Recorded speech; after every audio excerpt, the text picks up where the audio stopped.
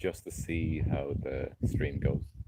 Um, the audio will probably be fine because it was the last time, but I think what's happening is that the I'm just streaming across my mobile data. So I can see the green of my eyes quite strongly now, with the green in the background. I've had a guy once tell me like, he's a guy lived in the house that I lived in. I knew him for a couple of years, like, and he was saying, "Your eyes are blue." I said, "No, they're not. No, they're blue." He was convinced and telling me the color of my own eyes after I lived with them all my life. But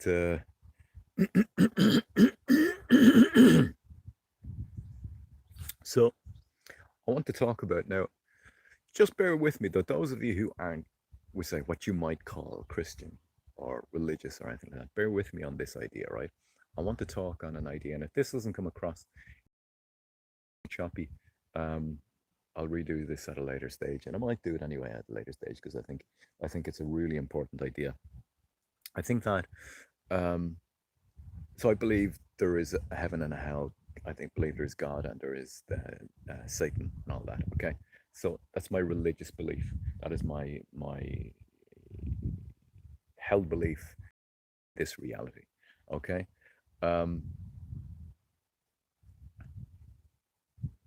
I think that we say.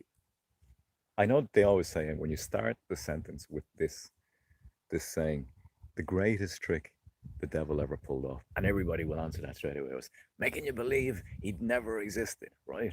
Which is true. But I've got another one. And I think it's this.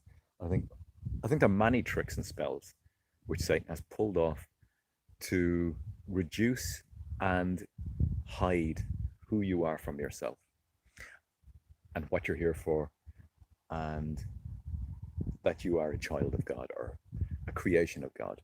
I don't know if the word child of God technically means something else. I'm not sure. The word angels, which are called children of God, but um, creation of God. Yeah. So basically, like the whole New Age movement, the whole spirituality thing, and the whole push for the whole indigenous people's belief system and all that. But the push along that was to make people worship creation and not actually worship the creator.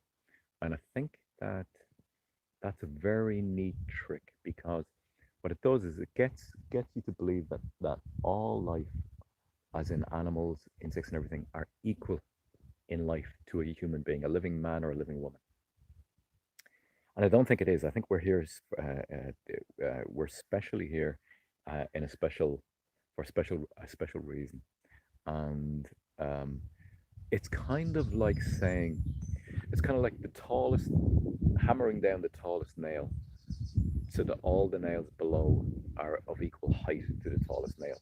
It's like, that's the communist thing, I know, but what I'm saying is that when you're indoctrinated to believe that animals, a dog or a cat, is of equal importance in life. Now, I'm not saying they're not important, I'm saying of equal reason and purpose and meaning under God's creation and will. Then what happens is then the meaning of the human being, of the living man and woman, the, um, gets diminished until they're now on a par, they're on a level. And that's a great way to hide a living man or a living woman's reason for being here and the specialness of who you are as a beautiful creation of God.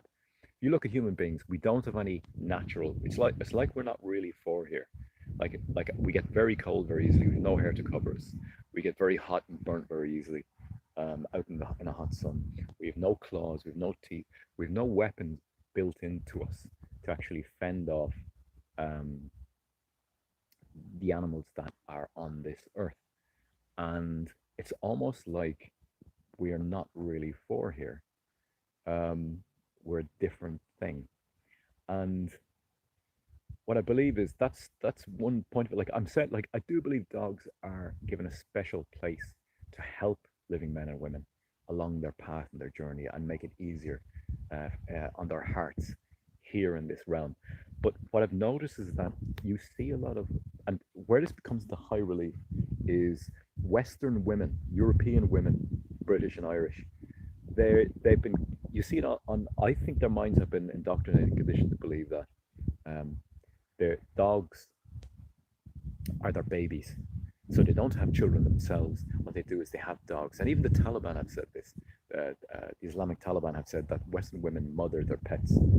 And this is how the West is lost. This is how our nations are lost, obviously, through the destruction of demographics, um, which again is the side issue. But what I'm saying is that these women are given position to believe that their pets are of equal import to new life that they would create themselves, which it's obviously not. So I think one of the greatest tricks that Satan has ever pulled off is to actually make us believe that and to worship the creation, but and therefore to by doing so to obfuscate the creator. How do I end this?